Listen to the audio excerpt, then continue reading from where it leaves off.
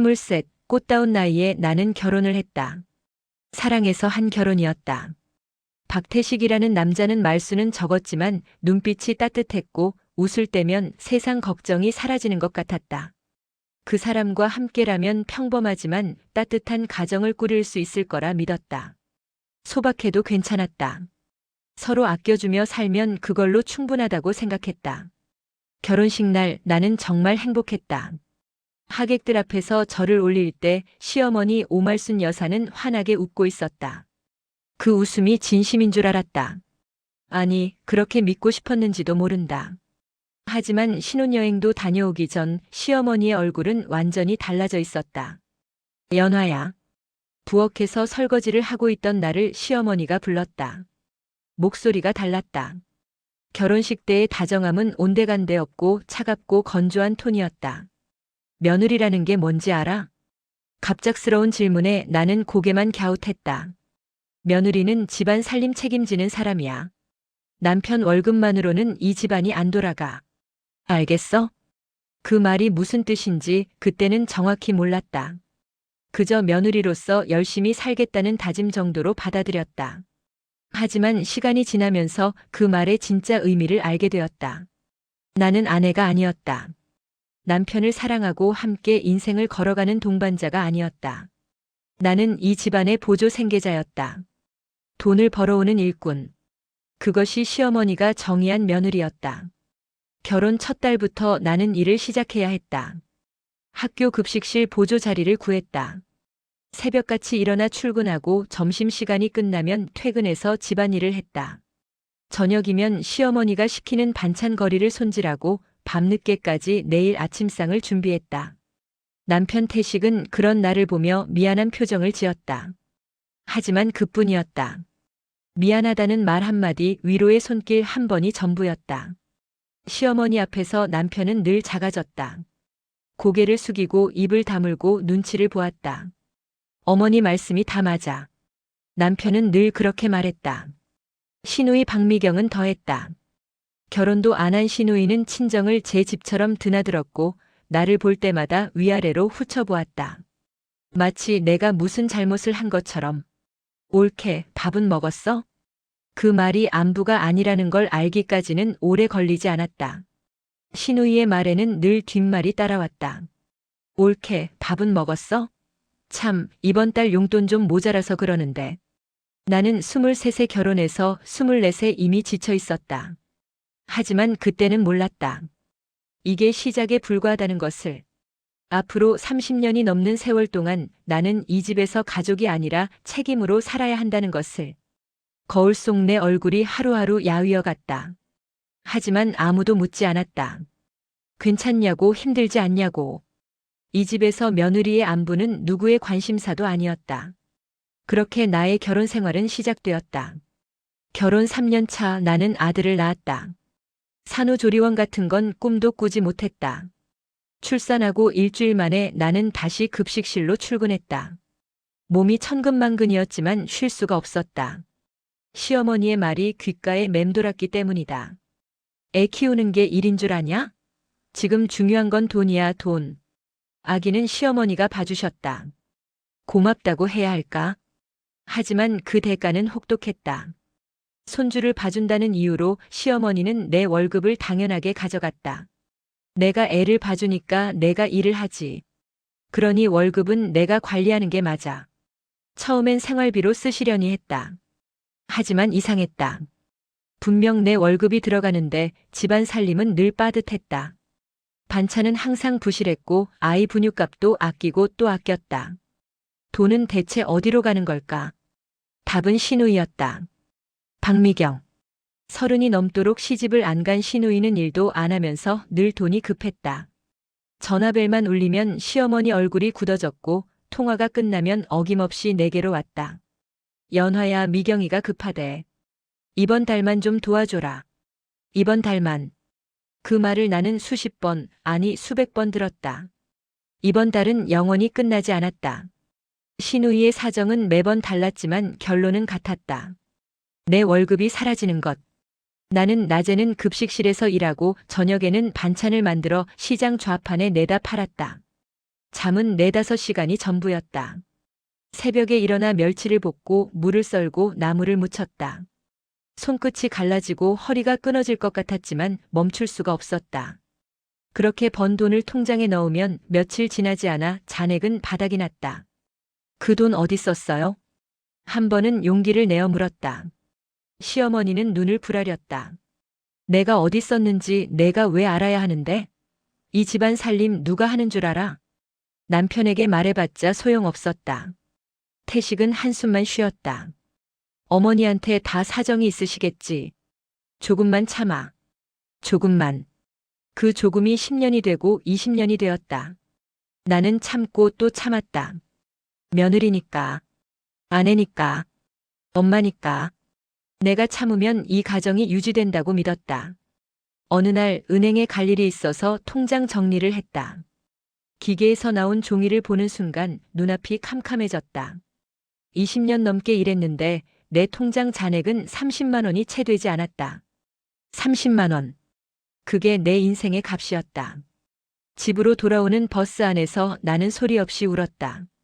창밖으로 스쳐가는 거리의 불빛이 흐릿하게 번졌다. 내 통장에는 내 이름만 남아 있었다. 김연화. 그 세 글자만 덩그러니. 돈도 꿈도 자존심도 전부 이 집안에 바쳤는데 남은 건 텅 빈 통장과 달아빠진 몸뚱이뿐이었다. 그때는 몰랐다. 이게 끝이 아니라는 것을. 진짜 지옥은 아직 시작도 안 했다는 것을. 세월은 야속하게도 빠르게 흘렀다. 23세 시집와서 정신없이 살다 보니 어느새 환갑이 코앞이었다. 거울을 볼 때마다 낯선 얼굴이 나를 쳐다봤다. 주름 가득한 이마, 푹 꺼진 눈, 기미로 얼룩진 볼. 이게 정말 나인가 싶었다. 23세 그 싱싱하던 새색시는 어디로 간 걸까? 30년이 넘도록 나는 쉰 적이 없었다. 급식실 일을 그만두고도 반찬 장사는 계속했다. 새벽마다 시장에 나가 좌판을 펴고 손님들에게 반찬을 팔았다. 처음엔 나물 몇 가지로 시작했는데 입소문이 나면서 단골이 하나둘 늘었다. 아주머니 반찬은 정말 맛있어. 우리 엄마 반찬 맛이야. 그 말 한마디에 피로가 싹 풀렸다. 손님들의 칭찬이 내겐 유일한 보람이었다. 돈은 여전히 시어머니에게 갔지만 적어도 이 일만큼은 온전히 내 것이었다. 그러던 어느 날 단골 손님 중 한 분이 조심스럽게 말을 꺼냈다. 연화 씨, 저기 골목 안에 가게 하나 나왔어. 반찬 가게 하기 딱 좋은 자리인데. 연화 씨 솜씨면 가게 해도 되겠어. 가슴이 덜컥 내려앉았다. 가게. 내 가게. 그 단어가 머릿속에서 맴돌았다. 보증금이 얼마나 해요? 많이 안 해. 500이면 될 거야. 권리금도 없대. 500만 원. 적은 돈은 아니었지만 불가능한 금액도 아니었다. 내가 몰래 숨겨둔 비상금이 조금 있었다. 반찬 팔면서 푼 돈을 모아둔 것. 시어머니 몰래 베개 밑에 숨겨둔 돈이 400만 원쯤 됐다. 그날 밤 나는 잠을 이룰 수가 없었다.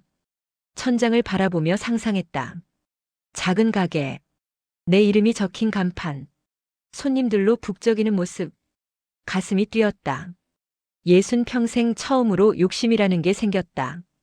며칠을 고민하다 용기를 냈다. 시어머니에게 말씀드려야 했다. 허락을 받아야 했다. 이 집에서 내가 뭔가를 하려면 늘 그랬으니까. 저녁 식사 후 나는 조심스럽게 입을 열었다. 어머니, 드릴 말씀이 있어요. 시어머니가 텔레비전에서 눈을 떼지 않고 물었다. 뭔데? 저 반찬 가게를 하나 해보고 싶어요.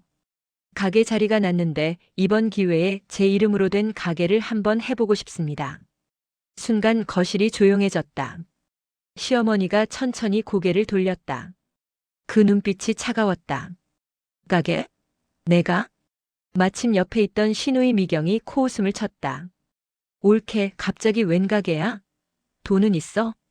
제가 조금 모아둔 게 있어서. 말이 끝나기도 전에 시어머니가 손을 내저었다. 됐어. 그런 헛된 꿈 꾸지 마. 내가 그럴 형편이 돼? 시누이가 거들었다. 옳게 사업이 그렇게 쉬운 줄 알아? 괜히 돈만 날려. 가슴이 무너져 내렸다. 하지만 어쩔 수 없었다. 이 집에서 내 의견은 언제나 기각이었다. 내 인생은 늘 다른 사람의 허락이 필요했다. 방으로 돌아와 베개 밑에 숨겨둔 돈을 만져봤다. 이 돈마저 들키면 다 빼앗길 게 뻔했다. 그날 밤 나는 깨달았다. 이 집에서 나는 영원히 아무것도 아니구나. 내 꿈도 내 인생도 전부 남의 허락이 필요한 것들이구나. 포기할 수 없었다. 시어머니에게 거절당하고도 나는 꿈을 접지 못했다. 매일 새벽 시장에 나가 반찬을 팔면서 골목 안 그 빈 가게를 지나칠 때마다 가슴이 아렸다. 아직 임대문이라고 적힌 종이가 붙어 있었다. 일주일을 더 고민했다. 그리고 결심했다. 이번만큼은 내 뜻대로 해보자. 60평생 단 한 번도 내 맘대로 한 적 없었다. 이번이 마지막 기회일지도 몰랐다. 나는 몰래 가게 주인을 만나 계약 날짜를 잡았다. 보증금 500만 원. 내가 모은 400만 원에 부족한 100만 원은 오랜 단골 손님에게 빌렸다. 다음 달이면 갚겠다고 약속했다. 계약 당일 나는 떨리는 마음으로 시장으로 향했다. 핸드백 안에는 500만 원이 들어있었다. 심장이 터질 것 같았다. 드디어 내 이름으로 된 가게가 생기는 것이다. 그런데 시장 입구에 들어서는 순간 낯익은 얼굴들이 보였다. 시어머니와 시누이였다. 두 사람이 길을 막고 서 있었다. 시어머니 얼굴은 벌겋게 달아올라 있었고 시누이는 팔짱을 낀 채 나를 노려보고 있었다. 어머니, 여긴 어떻게? 말이 끝나기도 전에 시어머니가 소리쳤다. 인연이 진짜. 몰래 가게 계약을 해? 시누이가 거들었다. 옳게, 우리 다 알아. 돈 어디서 났어? 그 돈 내놔. 가슴이 철렁 내려앉았다. 어떻게 알았을까? 나중에 알고 보니 가게 주인이 시어머니와 아는 사이였다. 나는 떨리는 목소리로 말했다. 어머니, 이건 제가 모은 돈이에요. 30년 넘게 새벽마다 반찬 팔아서 푼푼히 모은 거예요. 내가 번 돈이 내 돈이야? 이 집안에서 먹고 자면서 번 돈은 다 집안 돈이야. 시누이가 한 발 다가왔다. 옳게 순순히 내놔. 안 그러면 여기서 창피당할 거야. 주변에 사람들이 모여들기 시작했다. 시장 상인들, 지나가던 손님들. 수십 개의 눈이 우리를 쳐다봤다. 나는 고개를 저었다. 안 돼요. 이번만큼은 안 됩니다. 이건 제 인생이에요. 그 순간 시어머니가 옆에 있던 소금 자루에서 소금을 한 움큼 집어들었다. 인연이 끝까지. 하얀 소금이 내 얼굴로 날아왔다. 눈이 따갑게 타들어갔다. 앞이 보이지 않았다. 비명을 지르며 눈을 감았지만 소금은 계속 날아왔다. 건방지게 며느리가 말대꾸야. 내가 뭔데 내 인생이야. 시누이가 내 핸드백을 낚아챘다. 발버둥 쳤지만 소용없었다. 30년 모은 돈이, 내 꿈이 그렇게 빼앗겼다. 나는 시장 바닥에 주저앉았다. 소금에 절은 눈에서 눈물이 흘렀다. 눈물인지 소금물인지 알 수 없었다. 수십 명의 사람들이 지켜보는 앞에서 나는 사람 취급조차 받지 못했다. 누군가 수군거렸다. 저 며느리 불쌍하네. 그러게 시어머니가 너무하네. 하지만 아무도 나서지 않았다. 나는 혼자였다. 언제나 그랬듯이. 그날 나는 가족이라는 이름 아래 얼마나 처참하게 짓밟혀왔는지를 온몸으로 깨달았다. 어떻게 집에 돌아왔는지 기억이 나지 않는다. 정신을 차려보니 나는 화장실 거울 앞에 서 있었다. 얼굴이 벌겋게 부어 있었다. 소금에 쓸린 눈은 충혈되어 있었고 볼에는 하얗게 소금 자국이 남아 있었다. 세수를 했다. 차가운 물이 얼굴을 적실 때마다 따가웠다. 하지만 진짜 아픈 건 얼굴이 아니었다. 가슴이었다. 30년 넘게 참아온 것들이 한꺼번에 쏟아져 나오는 것 같았다. 거울 속에 내가 물었다. 너는 뭐냐고. 평생 뭘 한 거냐고. 대답할 수 없었다. 60평생 나는 늘 참기만 했다. 며느리니까 참았다. 아내니까 참았다. 엄마니까 참았다. 참으면 언젠가는 인정받을 줄 알았다. 참으면 가족이 될 줄 알았다. 하지만 돌아온 건 시장 바닥에 뿌려진 소금뿐이었다. 그날 밤 남편 태식은 아무 말도 하지 않았다. 내 얼굴을 보고도 모른 척했다. 저녁상을 물리고 텔레비전만 멍하니 쳐다봤다. 그 뒷모습이 서글펐다. 아니, 이젠 서글픔을 넘어 원망스러웠다. 자정이 다 되어 잠자리에 들었을 때 휴대폰이 울렸다. 은행에서 온 문자였다. 김연아님 신용대출 3천만 원 승인 완료. 심장이 멎는 줄 알았다. 3천만 원? 무슨 대출? 나는 대출 신청을 한 적이 없었다. 떨리는 손으로 은행 앱에 접속했다. 정말이었다. 내 이름으로 3천만 원이 대출되어 있었다. 이미 한 달 전에 실행된 대출이었고 돈은 어디론가 빠져나간 후였다. 머릿속이 하얘졌다.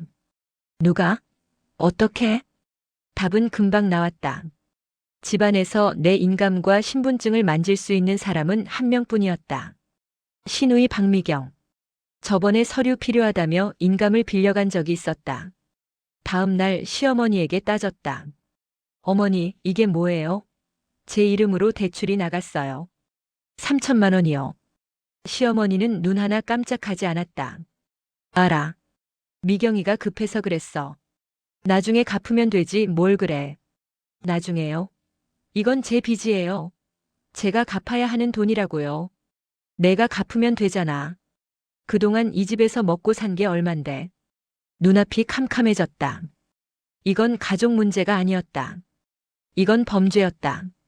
밤에 남편에게 말했다. 어떻게 된 건지 다 안다고. 시누이가 내 명의를 도용해서 대출을 받았다고. 시어머니도 알고 있었다고. 당신은 알았어? 남편은 대답하지 않았다. 고개를 숙인 채 한숨만 내쉬었다. 여보, 이건 범죄야. 명예 도용이라고.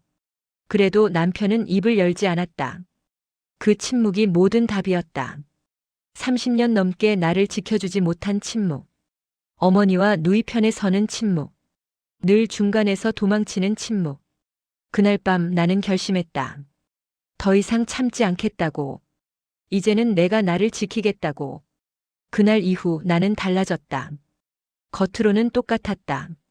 새벽에 일어나 반찬을 만들고 시장에 나가 장사를 했다. 시어머니에게 인사하고 저녁밥을 차렸다. 하지만 속으로는 완전히 다른 사람이 되어 있었다. 참는 대신 준비했다. 먼저 은행에 가서 대출 서류를 떼었다.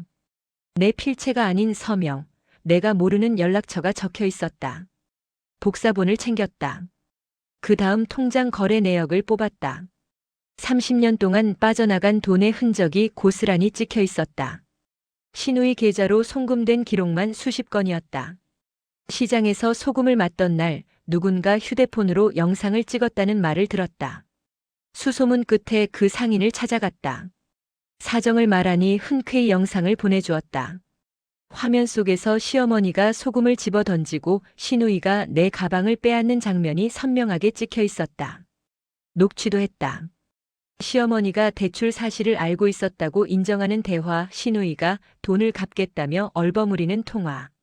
떨리는 손으로 녹음 버튼을 누르면서도 마음은 담담했다. 이제는 물러설 수 없었다. 한 달 동안 증거를 모았다. 통장, 문자, 녹취, 영상. 서류 봉투가 두툼해질수록 마음이 단단해졌다. 준비가 끝나고 나는 경찰서를 찾아갔다. 접수 창구에서 서류를 내밀었다. 명의도용과 사문서 위조로 고소하려고 합니다.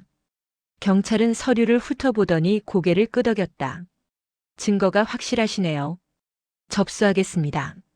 며칠 후 시누이에게 경찰 출석 요구서가 날아갔다. 시어머니는 난리가 났다. 2년이 미쳤어. 가족을 경찰에 넘겨. 시누이는 울면서 전화했다. 옳게 제발 취하해줘. 내가 잘못했어. 돈 갚을게. 남편도 애원했다. 여보, 집안 망신이야. 한 번만 봐줘. 하지만 나는 흔들리지 않았다.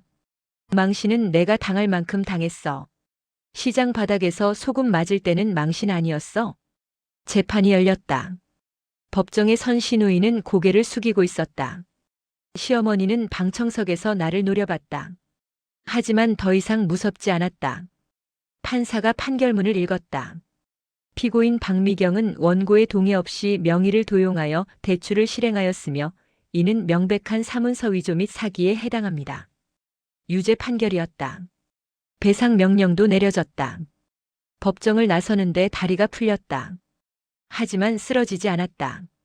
30년 동안 짓눌려 있던 내 이름이 다시 살아난 기분이었다. 나는 며느리로 참고 사는 삶을 끝내기로 했다. 이제는 사람으로 김연아로 살기로 했다. 재판이 끝나고 나는 이혼 서류를 내밀었다. 남편 태식은 아무 말도 하지 못했다. 그저 멍하니 서류를 바라볼 뿐이었다. 30년을 함께 산 사람이었다. 미운 정 고운 정 닫은 사람이었다. 하지만 더 이상은 안 됐다. 나는 이 집에서 30년 동안 가족이 아니었어. 당신도 알잖아. 태식은 고개를 떨궜다. 미안해. 내가 못났어. 미안하다는 말. 30년 동안 수없이 들었던 말이었다. 하지만 미안하다는 말로는 되돌릴 수 없는 것들이 있다. 시장 바닥에서 맞은 소금, 빼앗긴 꿈, 도용당한 이름. 그 모든 순간에 남편은 없었다. 이혼은 담담하게 끝났다. 위자료도 재산 분할도 크게 욕심내지 않았다. 나는 그저 내 이름 석자만 온전히 찾고 싶었다. 집을 나오던 날 짐은 캐리어 하나뿐이었다. 30년 살림인데 가져갈 게 없었다. 아니, 애초에 내 것이 없었다. 돈도 물건도 심지어 추억마저도. 하지만 마음은 가벼웠다. 처음으로 숨통이 트이는 기분이었다. 시누이에게 받아낸 배상금으로 작은 가게를 얻었다. 시장 골목 안 5평짜리 허름한 가게였다. 하지만 내 이름으로 된 첫 번째 공간이었다. 간판을 달던 날 나는 한참을 올려다봤다. 연환의 반찬. 내 이름이 햇살 아래 반짝이고 있었다. 김연화. 60평생 누군가의 며느리, 누군가의 아내, 누군가의 엄마로만 불리던 내가 이제야 내 이름을 되찾았다. 개업 첫날 손님은 많지 않았다. 하지만 괜찮았다. 천천히 하면 됐다. 조급할 것 없었다. 이제 시간은 내 편이었다. 한 달쯤 지났을 때 아들이 찾아왔다. 결혼하고 분가한 뒤로 자주 보지 못했던 아이였다. 아들은 가게 안을 둘러보더니 피식 웃었다. 엄마, 가게 예쁘다. 그래? 엄마가 꾸몄어. 아들이 내 손을 잡았다. 거칠고 주름진 손이었다. 새벽마다 반찬 만들고 시장에서 좌판 깔던 손이었다. 엄마, 이제야 엄마 인생 같아. 그 말에 눈물이 핑 돌았다. 참으려 했는데 참아지지 않았다. 30년 동안 흘리지 못했던 눈물이 한꺼번에 쏟아졌다. 그래. 이제야 내 인생이다. 며느리로 참고 살던 삶이 아니라 나로 사는 인생이다. 늦었지만 늦지 않았다. 예순에 시작해도 괜찮았다. 내 이름으로 사는 하루하루가 소중했다. 그리고 이 이야기를 남기는 이유는 하나다. 참는다고 가족이 되는 게 아니다. 희생한다고 사랑받는 게 아니다. 참은 사람만 상처받고 참은 사람만 늦게 온다. 그러니 이제는 참지 마시라. 당신의 이름으로 사시라. 늦지 않았다. 지금부터가 당신의 인생이다. 오늘 이야기 어떠셨나요? 혹시 이 이야기가 당신의 이야기 같으셨나요? 아니면 옆집 언니, 동네 친구의 이야기처럼 느껴지셨나요? 우리는 모두 각자의 인생 극장을 살아가고 있습니다. 때론 억울하고, 때론 서럽고, 때론 눈물이 앞을 가릴 때도 있지요. 하지만 기억하세요. 당신의 이야기는 아직 끝나지 않았습니다. 오늘이 힘들어도 내일은 다른 장이 열립니다. 은빛 인생 극장은 언제나 당신 곁에 있겠습니다. 오늘 영상이 마음에 드셨다면 좋아요 한번 꾹 눌러주시고요. 아직 구독 안 하신 분들은 구독과 알림 설정까지 부탁드립니다. 여러분의 작은 응원이 더 좋은 이야기를 만드는 큰 힘이 됩니다. 그럼 우리 다음 이야기에서 또 만나요. 당신의 인생을 응원합니다. 은빛 인생 극장이었습니다.